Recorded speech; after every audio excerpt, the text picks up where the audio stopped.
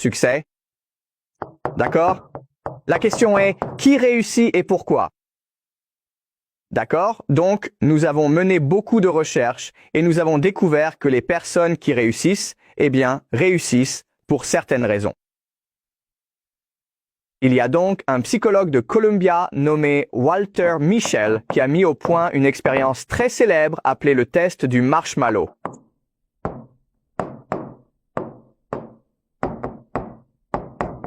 Et le test du marshmallow, c'est très simple, d'accord? Imaginez donc une pièce et j'invite un enfant de 4 ou 5 ans à entrer dans cette pièce et j'ai une conversation avec lui ou elle. Je lui demande « Comment va ta maman? Qu'est-ce que tu aimes faire ?» Et c'est une très bonne conversation. Puis soudain, je me lève et je dis « Je suis vraiment désolé, mais je dois traverser le couloir pour une autre réunion. Mais je reviens, d'accord? Alors, attends-moi juste ici. Et tiens, je vais te proposer un marché. Voici un marshmallow. Je vais poser un marshmallow devant toi et tu peux le manger tout de suite. Si, quand je reviens, le marshmallow est toujours là, je t'en donnerai 2. D'accord? Et puis, Walter Mischel, il s'en va, puis il passe derrière la pièce. Et à travers un miroir sans teint, il peut voir les élèves qui luttent pour se contenir parce qu'évidemment, ils veulent 2 marshmallows. Et il y a certains élèves qui arrivent en fait à résister à la tentation de manger le premier marshmallow et ils obtiennent un 2e marshmallow. Mais il y en a d'autres qui n'y arrivent pas. Et Walter Mischel va passer 50 ans à les suivre, d'accord? Et ce qu'il découvre, c'est ceci. Les élèves qui résistent à la tentation, qui obtiennent le 2e marshmallow, ont beaucoup plus de chances de réussir à l'école.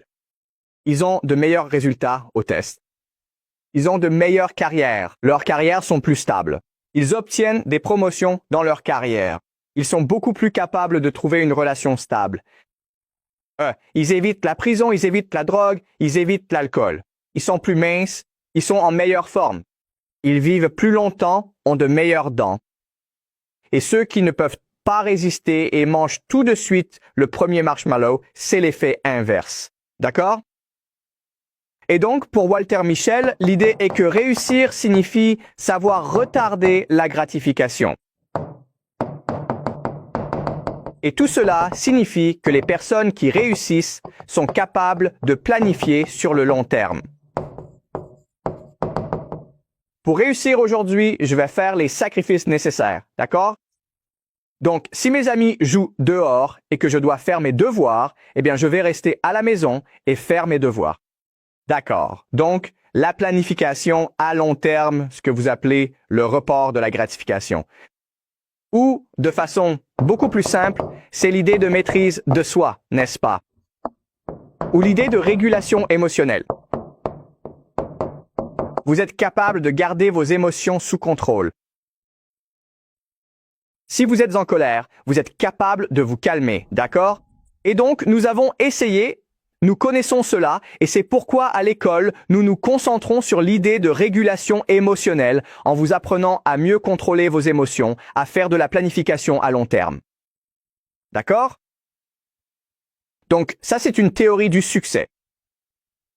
Une autre théorie du succès nous vient d'une autre psychologue nommée Carol Dweck, qui est à Stanford et qui a écrit un livre intitulé Mindset. D'accord? Et ce qu'elle nous dit, c'est que ceux qui réussissent dans la vie ont un état d'esprit de développement. Et ceux qui échouent dans la vie ont un état d'esprit fixe.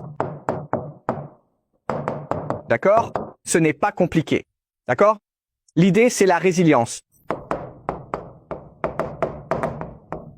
Ceux qui ont un état d'esprit de développement, s'ils tombent ou échouent, se disent « C'est une occasion pour moi d'apprendre. Donc, je vais réfléchir à ce que j'ai mal fait. La prochaine fois, je ferai mieux. » Et un état d'esprit fixe, ce sont des personnes qui ne peuvent pas accepter l'idée de l'échec, qui pensent que c'est parce qu'elles ne sont pas capables de s'améliorer et, par conséquent, elles abandonnent.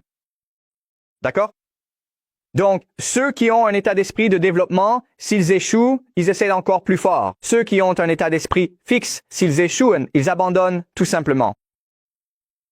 Et donc, l'idée de résilience. D'accord? Assez simple, non? Et la troisième idée du succès nous vient de K. Anders Ericsson, qui est un psychologue suédois, et elle veut savoir pourquoi certaines personnes réussissent en tant que musiciens ou athlètes. Et il crée l'idée de la pratique délibérée.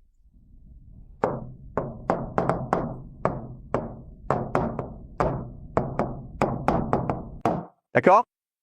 Donc, ce qu'il a découvert, c'est que les personnes qui veulent devenir athlètes ou musiciens travaillent très dur. Ils s'entraînent tous les jours. Mais ceux qui réussissent s'entraînent de manière stratégique. D'accord? Donc, ceux qui travaillent dur travaillent simplement longtemps, mais ceux qui travaillent stratégiquement ont un plan. Le plan est le suivant. Quels sont mes objectifs? Comment puis-je atteindre ces objectifs? Et ensuite, comment puis-je améliorer mon plan? D'accord? Donc, ils examinent leurs propres pratiques et essaient de déterminer où se trouvent les faiblesses, où ils peuvent s'améliorer. Et ils établissent un plan pour s'améliorer, puis ils suivent ce plan. Et si ce plan les aide à progresser, ils s'y tiennent. Mais si le plan ne fonctionne pas vraiment, ils le modifient aussi. D'accord? C'est donc ici le concept d'autoréflexion personnelle ou encore ce processus d'auto-évaluation de soi-même. Pensez constamment à la façon dont vous êtes en tant qu'étudiant et trouvez comment améliorer vos propres stratégies d'apprentissage.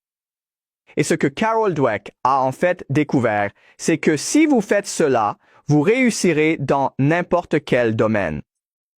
Et c'est vrai, d'accord?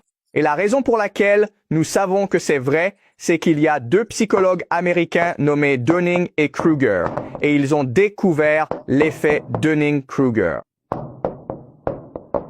Et donc, voici ce qu'ils ont fait. Ils ont mené une expérience. Il y avait 500 étudiants dans leur cours de psychologie en première année d'université. Ils ont fait passer un test de QI à chaque étudiant. Et puis, après avoir passé le test de QI, ils ont demandé à chaque étudiant, comment pensez-vous avoir réussi au test de QI? Êtes-vous dans les 5% les plus performants ou dans les 5% les moins performants? Et il s'est avéré que personne n'a correctement estimé son classement. D'accord? Donc, ceux qui étaient dans les 5% les plus performants, en termes de QI, pensaient qu'ils étaient peut-être dans les 20% les plus performants parce que pour eux, c'était facile. Alors, ils supposaient que c'était facile pour tout le monde aussi. Mais ce qui était frappant, c'est que ceux qui avaient les scores les plus bas pensaient qu'ils étaient dans la moyenne. D'accord? Donc, les 5% les moins performants de la classe pensaient qu'ils étaient dans les 50% du milieu ou simplement dans la moyenne. Et la raison en est que ces personnes qui sont stupides n'ont pas la capacité de savoir quelles le sont. D'accord? Donc, ce que Dunning-Kruger a découvert, c'est que la partie la plus difficile lorsqu'on est étudiant, c'est de s'auto-évaluer correctement, de savoir exactement où l'on se situe et comment s'améliorer.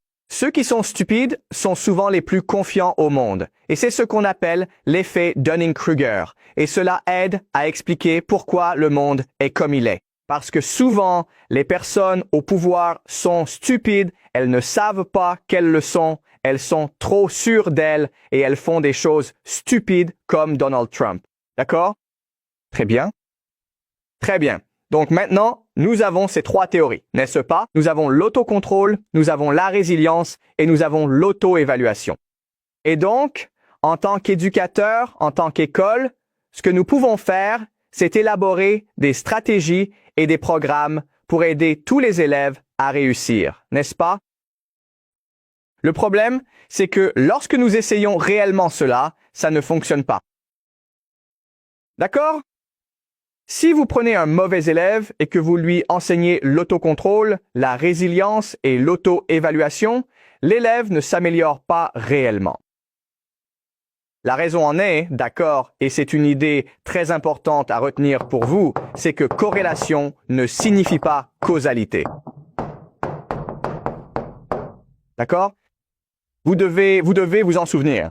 Ce n'est pas parce que des choses sont corrélées qu'elles se causent mutuellement. Je vais vous donner un exemple.